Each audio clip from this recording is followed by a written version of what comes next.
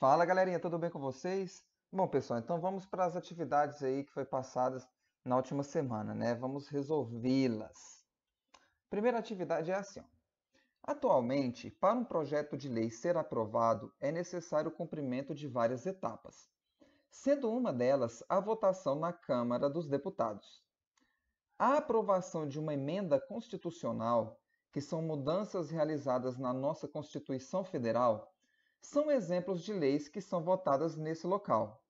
Para se iniciar a votação de uma emenda constitucional, é necessário que estejam presentes 1/3 do total de deputados, quantidade essa que é chamada de quórum.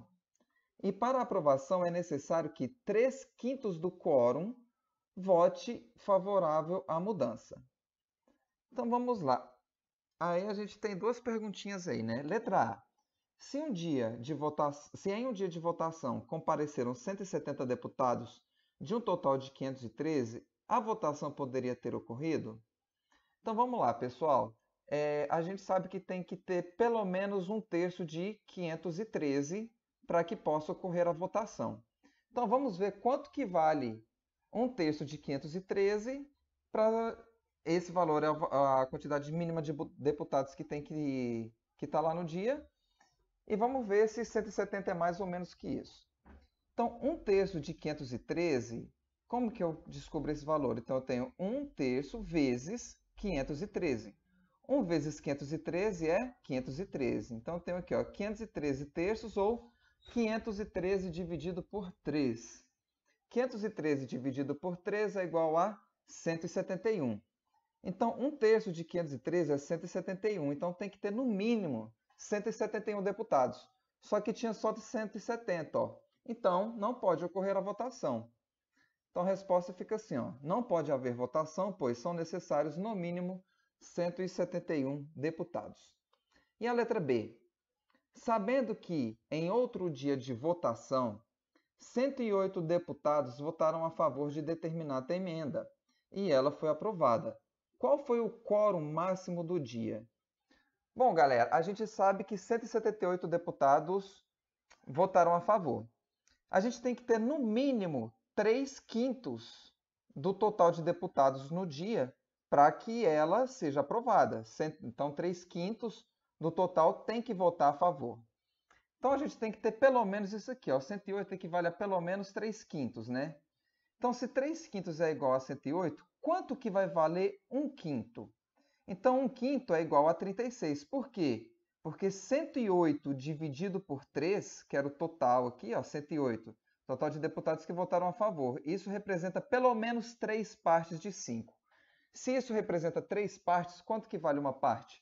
108 dividido por 3 é igual a 36.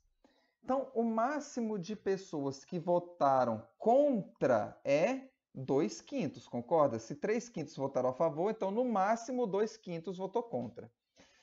Quanto que vale 2/5? Se 1/5 é 36, logo 2/5 é 72. Por quê? 36 vezes 2 é igual a 72. Então, pessoal, pelo menos 108 deputados votaram a favor e no máximo 72 deputados votaram contra. Então, pessoal, no máximo aqui, ó, 108 mais 72 deputados que votaram a favor são 108. No máximo, isso aqui é o máximo que pode ter votado contra, 72.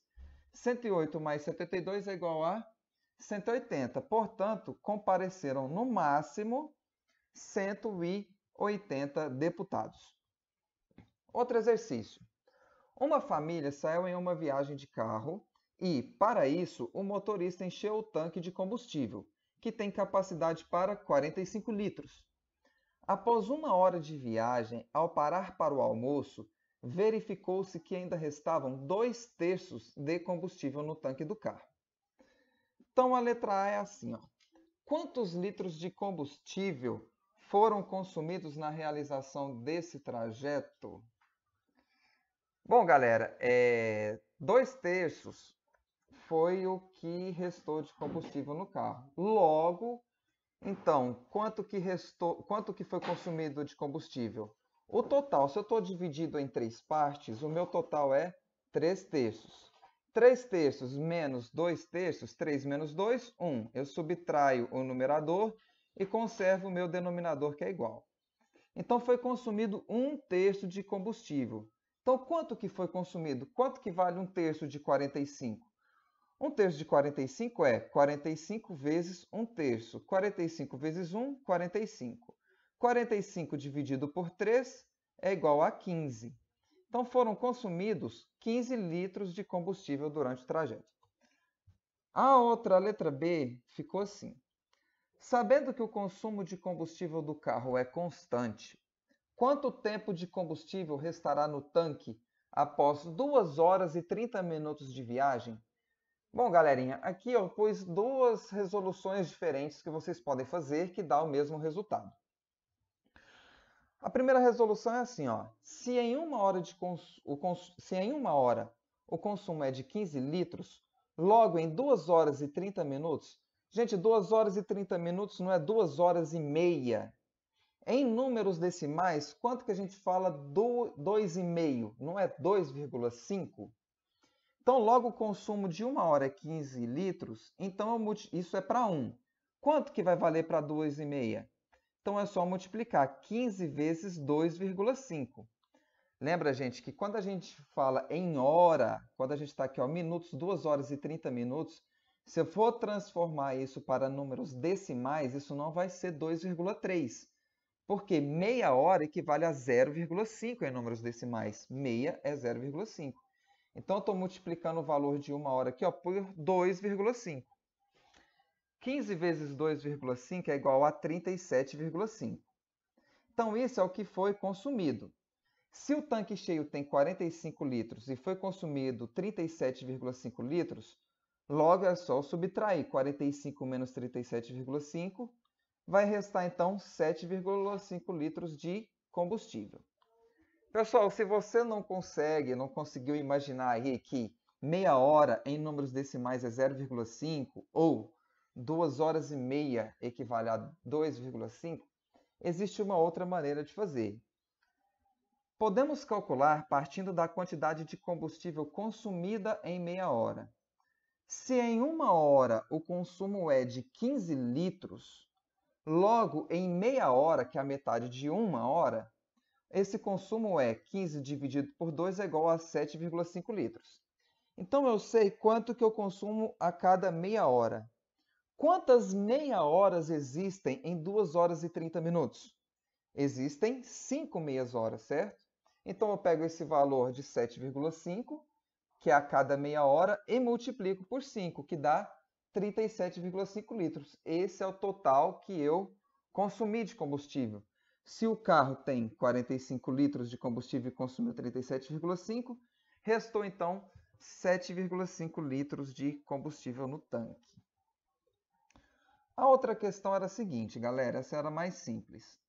Além de laranjeiras, Vera, a avó de Fabrício, tem jabuticabeiras no sítio.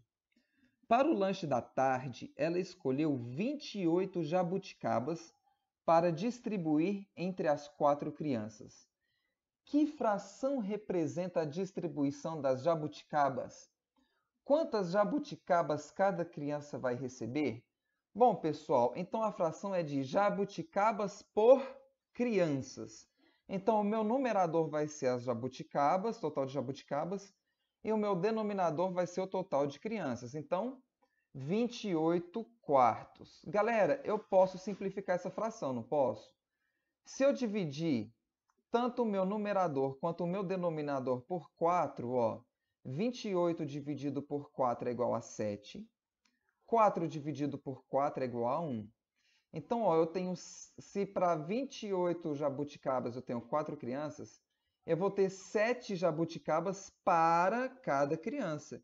Isso daqui já me responde à segunda pergunta. Quantas jabuticabas cada criança vai receber? Bom, se eu tenho 7 jabuticabas para cada criança, então cada criança vai receber 7 jabuticabas. Beleza, galerinha? Então é isso. Qualquer dúvida, é só entrar em contato comigo. Fique com Deus e um abraço.